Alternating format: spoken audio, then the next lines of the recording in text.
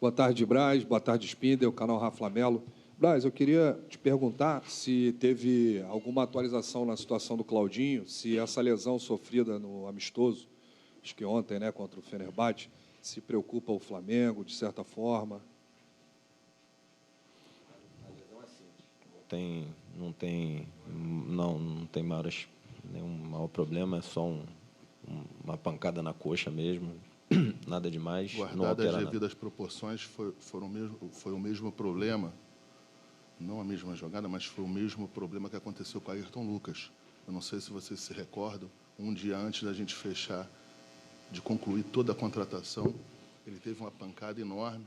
A gente foi bastante questionável, vai contratar um jogador que está machucado, que não sabe o grau de lesão.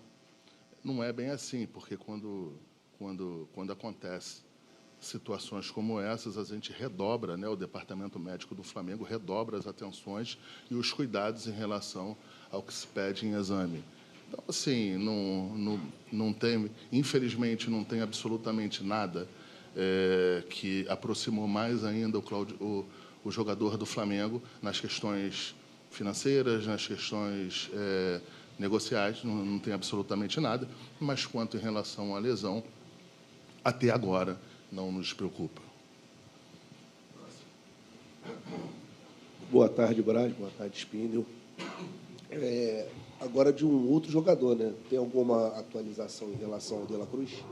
Nenhuma. É o que eu falei. O River está sentado em cima da multa contratual, perto de 16 milhões de dólares à vista, e isso é inviável para o Flamengo.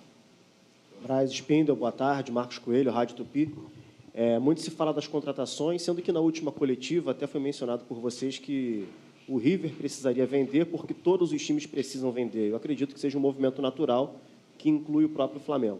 Nas últimas semanas, algumas notícias tratando de jogadores oriundos da base, como o Vitor Hugo, Matheus França. Como o Flamengo se prepara para essas possíveis propostas e se já teve alguma situação em que o Flamengo recusou alguma proposta que não bateu e se realmente são jogadores que estão em evidência e o Flamengo está se preparando para vender ainda nessa janela. Obrigado. Na verdade, o Flamengo se prepara antes, né? Quando você renova um jogador como esse, como o Vitor Hugo, esses jogadores que você acabou de falar, o Flamengo se resguarda nas multas contratuais para que, em hipótese nenhuma, o Flamengo não esteja nas mesas de negociações caso algum outro clube queira levar o nosso atleta.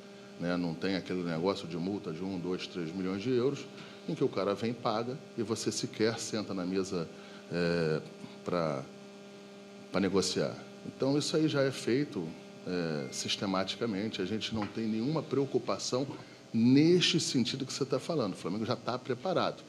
Agora, a partir do momento que vem um clube lá fora, que quer fazer uma proposta, uma boa proposta, o Flamengo não tem obrigação nenhuma de vender, mas eu acho que a gente tem, como dirigente, o diretor executivo, as pessoas envolvidas aqui no clube, tem a obrigação de, pelo menos, ouvir, entender, e até por educação, até pela boa relação com outros clubes, você ouvir e ser educado em relação a isso aí, mas não tem absolutamente nada, pelo menos até agora.